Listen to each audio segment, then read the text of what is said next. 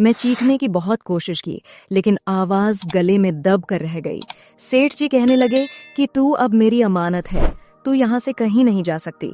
मैंने खुद को छुड़ाने की बहुत कोशिश की, मगर मैं सेठ जी की गंदी नीयत को अच्छी तरह से पहचान गई थी।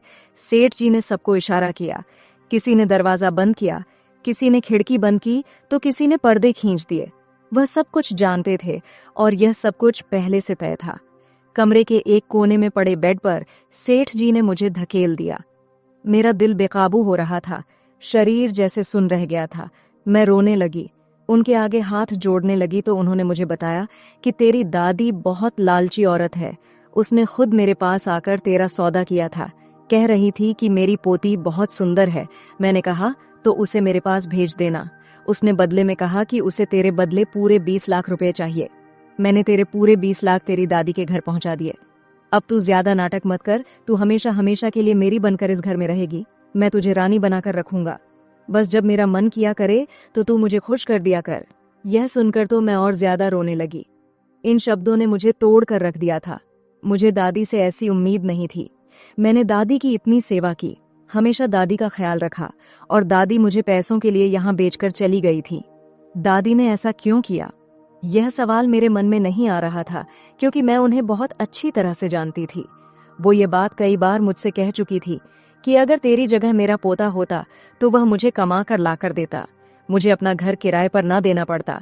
मगर तू तो लड़की है, तुझसे तो मैं कोई काम भी नहीं करवा सकती। तभी दादी के दिमाग में यह आइडिया आया होगा कि क्यों ना वह मुझे सेठ के हाथों बेच दें। दादी के बारे में सोच सच कर मेरी आत्मा तक छलनी हो गई थी। उन्होंने यह भी नहीं सोचा कि मैं उनके बेटे की औलाद हूँ।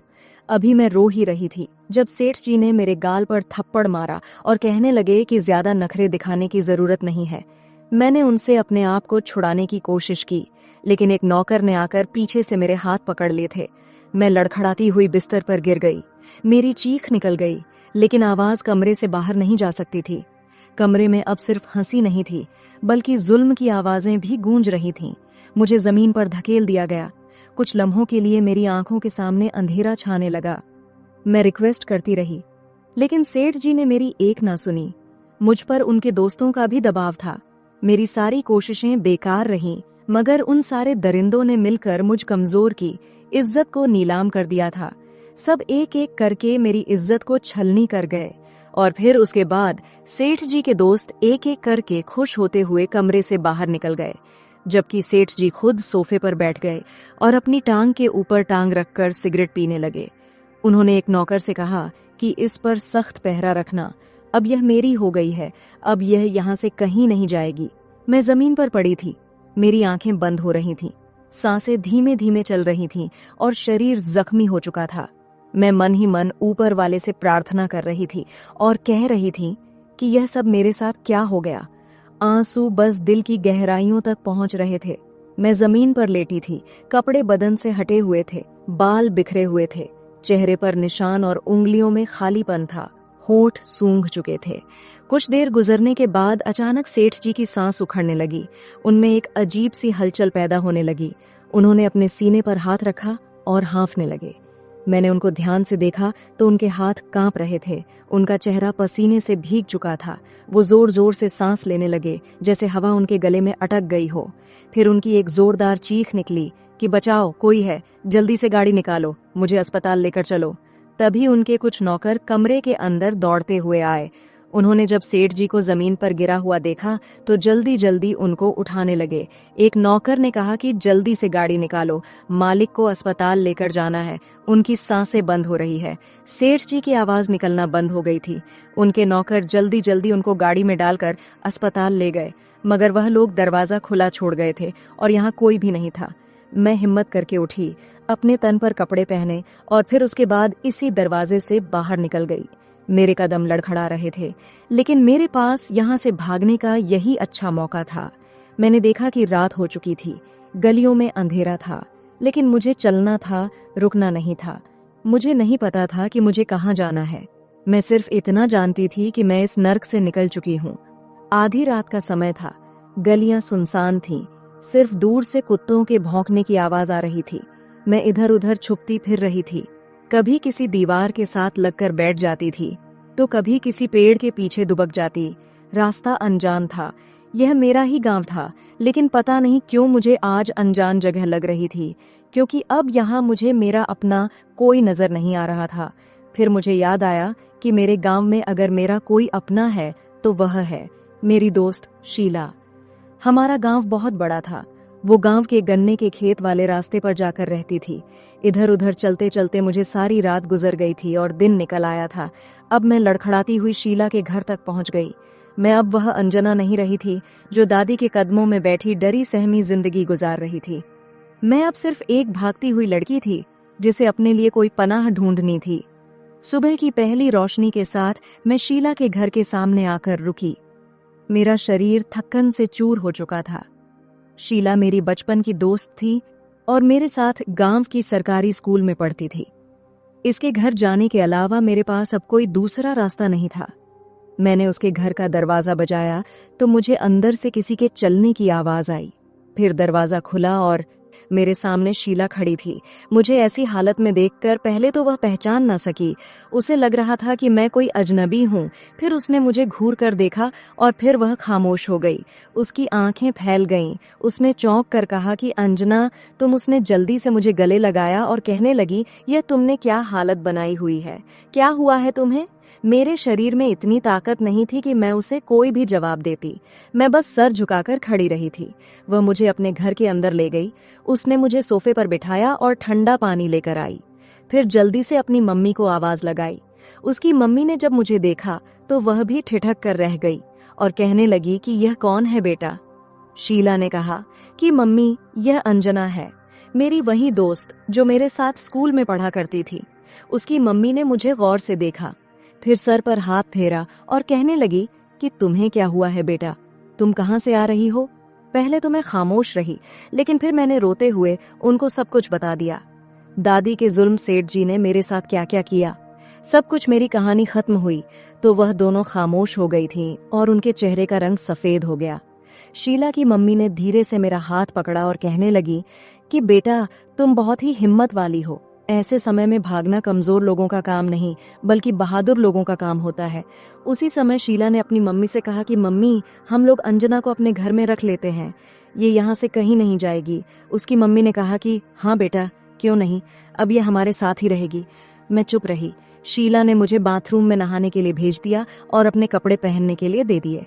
जब मैं नहा धोकर निकली तो मेरे लिए खाना लगाया गया। मैंने पेट भर के खाना खाया और फिर मैं थोड़ी देर के लिए सो गई थी। मेरे चेहरे पर जख्मों के निशान अभी भी थे, लेकिन आंखों में सुकून था। शीला की मम्मी ने मुझे एक कमरा अलग से आराम करने के लिए दे दिया था। शीला की मम्मी ने मुझसे कहा कि अब तुम मेरी जिम्मेदारी हो, लेकिन बेटा, तुम मुझसे वादा करो कि तुम्हारे साथ जो कुछ भी हुआ है इस बारे में कभी किसी को कुछ नहीं बताना, वरना लोग तुम्हारा जीना दुश्वार कर देंगे। पहली बार मुझे ऐसा लगा था जैसे किसी ने मेरे साथ हमदर्दी जताई है, लेकिन मुझे यह नहीं पता था कि सेठ जी के आदमी मुझे इधर उधर तलाश करते फिर रहे हैं। मगर वह राज अब राज नहीं रहा था। वो गांव की हर जगह पर मुझे तलाश कर रहे थे। मेरे फोटो उनके मोबाइल में थे और दूसरी तरफ मेरी दादी ने पूरे गांव में यह अफवाह फैला दी थी कि उनकी पोती किसी लड़के के साथ भाग गई है। उन्होंने गांव वालों को बताया कि मैंने तो अपनी पोती का हमेशा बड़ा ध्यान रखा। मैं तो उस पर बहुत भरोसा करती थी, मगर मनहूस मारी। पता नहीं कैसे रात के अंधेरे में किसी लड़के के साथ घर से भाग गई और मेरी इज्जत मिट्टी में मिलाकर चली गई। जब मुझे शीला की मम्मी ने यह बात बताई तो मैं बहुत रोई थी। किसी को भी यह बात पता नहीं थी कि मैं शीला के घर में रह रही हूँ। दूसरी तरफ सेठ जी के आदमी मुझे जगह जगह तलाश कर रहे थे। हमारे ही गांव में नहीं, बल्कि आसपास के गांव में भी मेरे बारे में पूछताछ कर रहे थे। मैं शीला के घर के अंदर ही रहती थी, घर से बाहर बिल्कुल भी नहीं निकलती थी। कुछ दिन बाद शीला के घर के बाहर अक्सर एक अजनबी आदमी आने लगा था। वो रोज काफी देर तक उसके घर के सामने बने चाय के होटल पर खड़ा होकर सामने घर की तरफ देखता रहता था। कभी मोबाइल पर किसी से बात करते हुए तो कभी इधर उधर टहलते हुए उसे देखा जाता था, और कभी कभी तो शीला के घर के दरवाजे के चक्कर काटने लगा था। शीला को उस पर शक हो गया था। उसने इस बारे में अपनी मम्मी को कुछ नहीं बताया। अगले दिन मैंने भी इस आदमी को देख लिया था। मैं उसे खिड़की से काफी देर तक पर्दा हटाकर देखती रही थी। फिर मैं वापस पलट आई और मैंने शीला से कहा कि आदमी बाहर रोज आता है। शीला ने भी खिड़की से बाहर झांका तो वही आदमी चाय के होटल के सामने किसी से फोन पर बातें करते हुए इधर उधर देख रहा था। शीला ने जल्दी से घर का दरवाजा बंद कर दिया। कुछ देर बाद वह वहां से चला गया था, लेकिन मैं और शीला समझ चुकी थी कि खतरा अब करीब आ चुका है। उसी रात खाना खाने के बाद मैं शीला के साथ छत पर बैठी हुई थी। जब मुझे एक अजीब सी बेचैनी हो रही थी, मैंने शीला से कहा कि मुझे इस घर में रहकर तुम्हें खतरे में नहीं डालना। शीला, मैं यहाँ से चली जाऊंगी। शीला कहने लगी कि अंजना, पागल हो गई हो क्या? यह किस तरह की बातें कर रही हो तुम यहाँ बिल्कुल सेफ हो और तुम्हारे साथ मैं और मम्मी है ना। मैंने धीरे से सर हिला दिया था, लेकिन मैं जानती थी कि सेठ जी के आदमी बाज नहीं आएंगे। वह दोबारा मुझे नुकसान पहुंचाने की कोशिश करेंगे। मैं कुछ नहीं बोली और हम दोनों छत पर बैठे रहे। तभी नीचे गली में वही आदमी दोबारा आ गया। काफी देर तक दरवाजे पर खड़ा रहा और फिर अंधेरे में गायब हो गया। रात का समय था, जब शीला के घर में खामोशी छाई हुई थी। मैं कमरे की खिड़की से पर्दा हटाकर बाहर गली की तरफ झांक रही थी, जहां गलियां सुनसान थीं, लेकिन दिल में बेचैनी बढ़ती जा रही थी। कुछ देर बाद अचानक दरवाजे पर जोर जोर से दस्तक होने लगी, जैसे कोई पूरी ताकत के साथ दरवाजा पीट रहा हो। शीला की मां भी चौंक गई। वह धीरे धीरे दरवाजे की तरफ गई। मैं और शीला भागकर छत पर आ गए थे और एक दीवार की आड़ में छुप गए, लेकिन नीचे दरवाजे पर दस्तक तेज होती जा रही थी। शीला की मम्मी ने पूछा कि कौन है? बाहर से आवाज आई, बहन जी, एक गिलास पानी पिला दो। मगर आंटी जी ने उन लोगों का झूठ पहचान लिया। उन्होंने कहा कि इस समय पानी नहीं है, जाओ यहाँ से। मगर दरवाजा फिर जोर जोर से बजने लगा। शीला की मम्मी ने कहा कि देखो, चले जाओ यहाँ से, वरना। दोस्तों, कहानी अभी बाकी है।